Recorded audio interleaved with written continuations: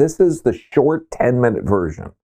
So I'm going to be blowing through some of the slides. The full 45-minute version will be up in a few days. But let's go over this. Let's answer a couple of things. Like, one, how is the virus identified? This is the cold and flu season, if you think that's anything for real. So let's look at the testing to see if that's accurate. How resistant is the virus? Like, what kills it? Wouldn't it be neat if simple hot water or vitamin C kills it? How contagious is the virus? We're going to explain that a bit, and what you can do to strengthen your immune system. And what can you do to disinfect or prepare your home? And really, what do you need to do to prepare your home? Tuesday, March 10th, 118,000 people have it so far. About 4,200 have died and 64,000 have recovered. You could subtract the recovered from the 118. So look at this. It is just like a regular virus. People will get it. People will go through a process called sneezing, coughing, fever, everything else.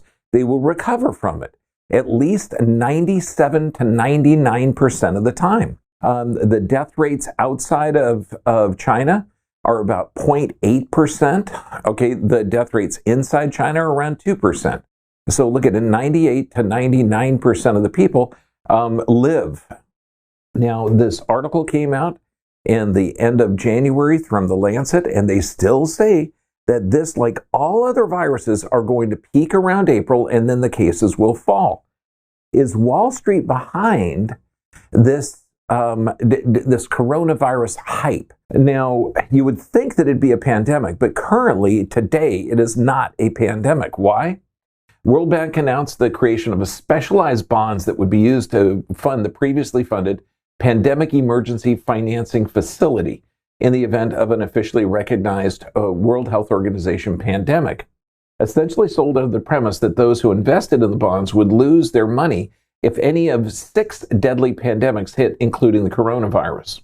Now, the critics said that this, however, they have called the unnecessarily convoluted World Bank-enabled looting that enriches intermediaries and investors instead of the funds for the intended targets. This case, low-income countries struggling to fight a pandemic. Now, the bonds have to mature by July 15th, 2020. So the World Health Organization has to keep it quiet where they're not going to be calling it a pandemic. So let's look at this. UN declines to label the COVID-19 as a pandemic. Why? Now, think of this in retrospect at how many people or what do you see on the news all the time? Are people walking around masked? Events are being canceled. Countries are being closed. I mean, it looks like Israel and Italy are closing their borders.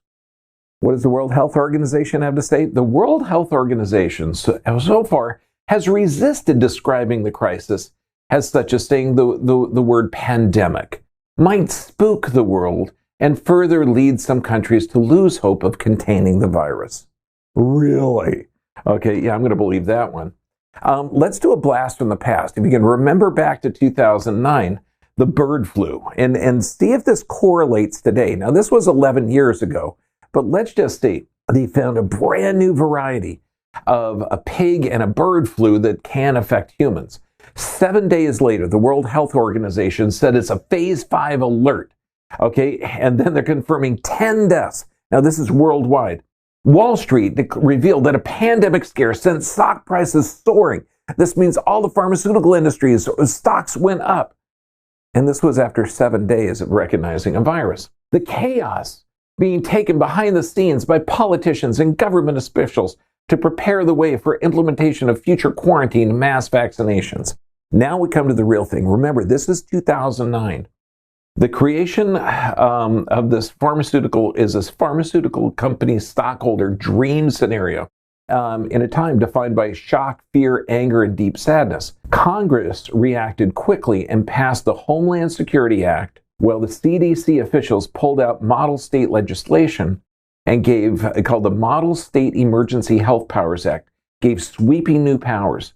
This is to use a militia, if necessary, to quarantine citizens and force them to use experimental drugs and vaccines if the U.S. Secretary of State declares a public health emergency. That's what's really going on. We know way back then, 2009, the World Health Organization said Well, as many as 2 billion people will die over the next couple of years. Again, does that sound like stuff we're going through today? Everyone's talking about the world economic meltdown, and it is already happening in Greece and in all of South America, and this is a worldwide depression. Now, we know financial operators are racking up profits in a sea of liquidity provided by central banks. Releasing of cheap money has resulted in issuance of trillions of dollars in debt. Global debt is $325 trillion, and that was a couple of years ago. So realize right now, this is what you need to do to prepare. Know that they're utilizing this coronavirus to put people in fear so they can restrict your liberties. Get prepared. We know that this is a really good brand, easy, nice.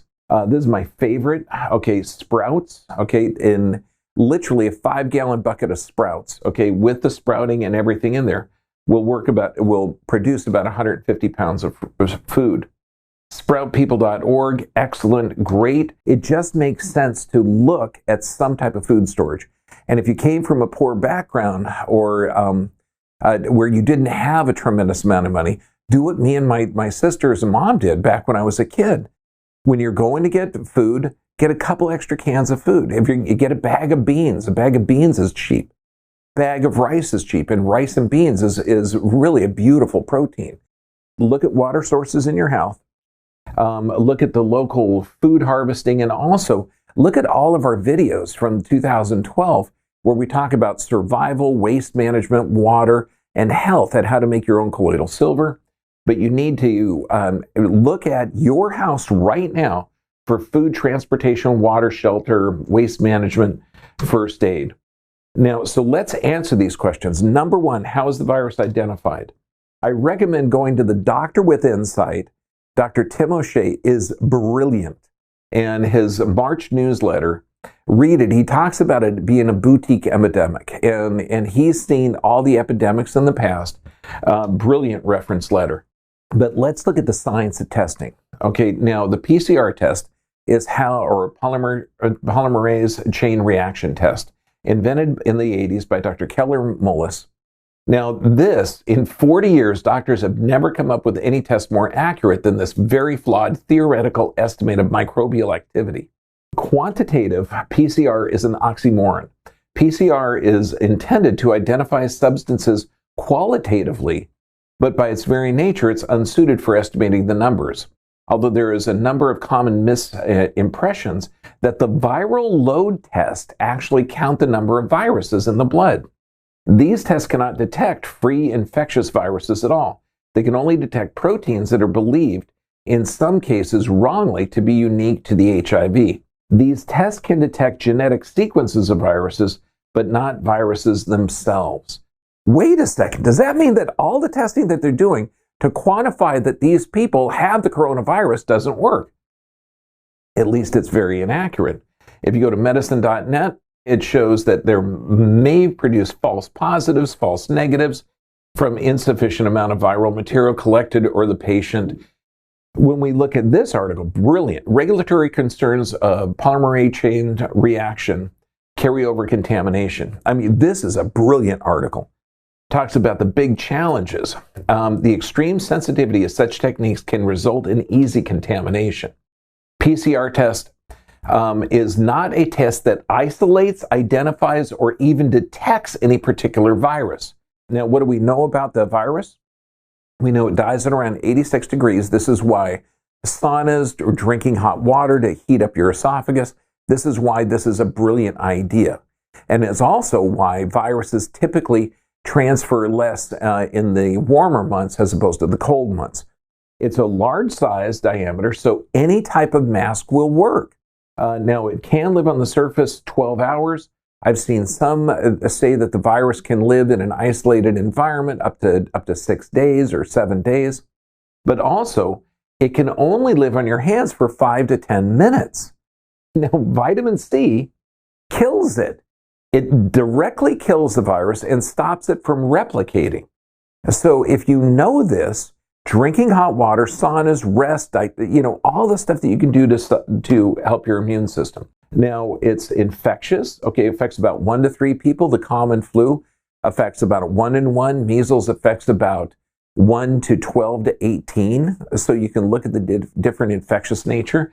I love this. In the middle of cold and flu season, it's possible that people who are being tested for coronavirus do not actually have the infection. No kidding. And we know the testing is not very accurate because of the sample, the reagents, everything. And that's why they're not really testing a lot of people. How do you disinfect your home? This is ideal. Open the windows, okay, if it's not too ridiculously cold outside. Essential oil diffuser, absolutely fantastic.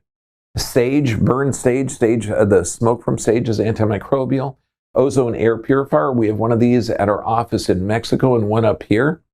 Non-active bacterial cleaners, because you don't want to wipe out all the bacteria. You want to have healthy bacteria, because remember, you've got 7 trillion cells in your body, or 70 trillion cells in the body. You have 4 times that amount of bacteria, and you have 4 times that amount of viruses.